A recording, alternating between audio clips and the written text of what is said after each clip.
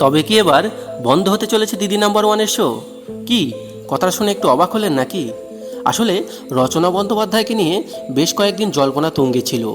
শোনা গিয়েছিল দিদি নাম্বার ওয়ান এবার রাজনীতির মঞ্চে পা রাখতে চলেছেন। সেই জল্পনাকে উস্কে দিয়েছিলেন মুখ্যমন্ত্রী মমতা বন্দ্যোপাধ্যায়ের রচনার শোয়ে উপস্থিতি।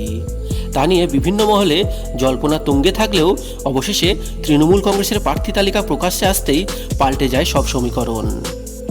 রচনা বন্দ্যোপাধ্যায় হুগলি কেন্দ্রের হয়ে লড়ছেন। আসন্ন লোকসভা নির্বাচনে বড় চমকই হলেন তিনি।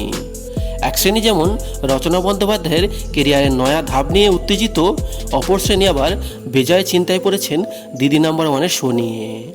এই শো 2012 সাল থেকে সঞ্চালনা করছেন রচনা বন্দ্যোপাধ্যায়। মাঝে 2 পর্বে তাকে দেখা যায়নি মাত্র, আর তাতেই শোরগোল পড়ে গিয়েছিল ভক্তদের মনে। এবার রাজনীতিতে তিনি পা রাখতেই চিন্তার ভাঁজ তার ভক্তদের কপালে। রচনা বন্দ্যোপাধ্যায়ের শো দিদি নাম্বার ওয়ানের প্রোমো সোশ্যাল মিডিয়ায় পোস্ট হতেই এক ভক্ত লিখলেন, আমাদের সকলের প্রিয় রচনাদি এবার হুগলি জেলার হয়ে লোকসভার ভোটে দাঁড়িয়েছে। তাই জি বাংলার কাছে অনুরোধ, যদি রচনাদি দিদি নাম্বার ওয়ান শো ছাড়তে বাধ্য হন তাহলে যেন দিদি নাম্বার ওয়ানের শো বন্ধ করা হয়। কেননা রচনাদিকে ছাড়া এই শো দেখার কোনো মজাই আসবে না। যেভাবে দীর্ঘদিন সম্প্রচার হওয়ার পরও রান্নাঘর বন্ধ হয়ে গিয়েছিল, সেইভাবে রচনাদি যদি বিদায় নেন তাহলে এই দিদি নাম্বার ওয়ানের শোটাও যেন বন্ধ করে দেওয়া হয়। যদিও রচনা বন্দ্যোপাধ্যায় আগে থেকেই সবটা স্পষ্ট করে খোলসা করে দিয়েছিলেন। TV9 বাংলার সামনে মুখ খুলেছিলেন অভিনেত্রী। তিনি বলেছিলেন শোয়ে সামান্য কিছু পরিবর্তন হবে, আর রাজনীতির কারণে থাকায় কিছু সমস্যাও হবে।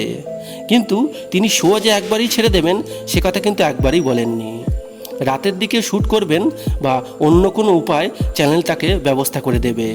আর চ্যানেলের তরফ থেকেও এই শোয়ের ভবিষ্যৎ নিয়ে কোনো জল্পনা বা মন্তব্য করা হয়নি। আর এই সমস্ত বিষয়বস্তুকে পর্যবেক্ষণ করে মনে করা হচ্ছে দিদি নাম্বার ওয়ান শো হয়তো একটা সময় বন্ধ হয়ে যাবে, কারণ রচনার অনুপস্থিতিতে এই শো একবারেই নিষ্ক্রিয় হয়ে যাবে। যাই হোক বন্ধুরা, আপনারা কি মনে করেন যে এই দিদি নাম্বার ওয়ানের শো কি একদিন বন্ধ হয়ে যাবে? অবশ্যই আপনার মতামত কমেন্ট বক্সে কমেন্ট করে জানাবেন, এবং এরকম দরকারি এন্টারটেনমেন্ট নিউজ সবার আগে পাওয়ার জন্য আমাদের চ্যানেলটা সাবস্ক্রাইব করে আমাদেরকে সাপোর্ট করবেন। Thank you.